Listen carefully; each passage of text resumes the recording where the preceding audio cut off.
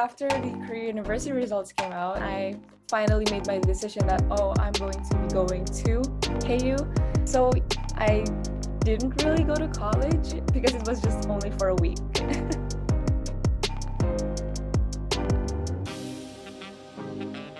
That time, like, people below 21 years old couldn't go out, so I couldn't go out. Thankfully, everything during that time was online in my case. Problem was getting the documents. So my mom, she struggled a lot because she was the only one who could like go out and get my documents for me. The thing is, I had to get an apostille for all of my transcripts and certificate of graduations from 1st grade to 12th grade. So that's like 3 schools in total. The problem was my elementary school was in Calabarzon, so I had to go to a different DepEd regional office. And for my Manila schools, I had to go to the DepEd NCR. So that process was the most tiring part for sure. It wasn't easy.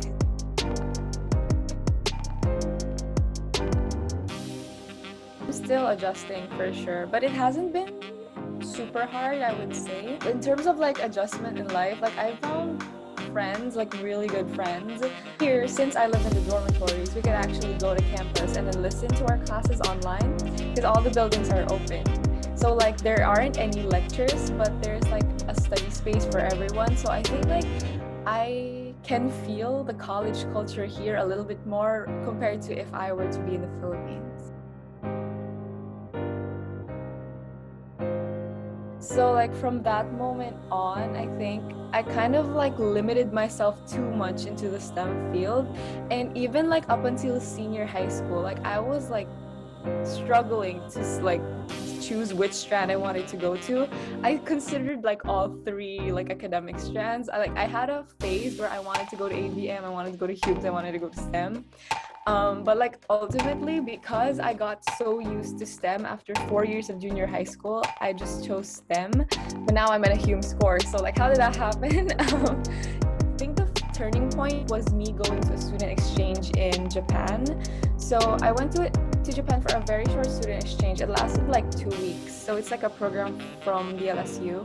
And I really didn't know what to expect. Going to Japan, I did not know any Japanese and I didn't know how to read. But like after just 2 weeks, like I was able to kind of like communicate in Japanese. And like that kind of led me to thinking like, if I immerse myself in an environment where it's challenging, there's a cultural difference, there's a language barrier, I feel like that's the environment I can thrive the most in.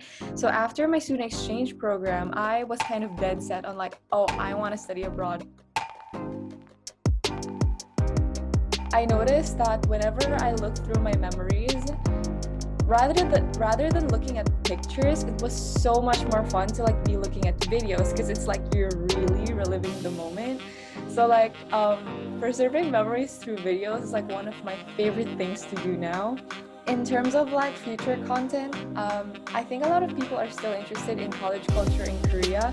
So I feel like making vlogs about that will be fine. I'm trying as much as I can to like kind of like give the vibe of college in Korea.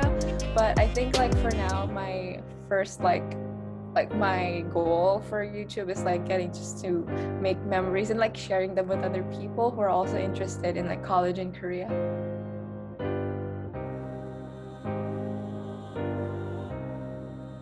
I have not watched a K-drama in so long. I think the drinking culture is pretty accurate. Yeah, the drinking culture is pretty accurate for sure. Yeah, everyone, it's so crazy because like yesterday was Saturday and it was so funny because in the subway there were like so many drunk couples who could not walk, and it was like really entertaining. So like riding the subway during Saturday is pretty fun. Yeah.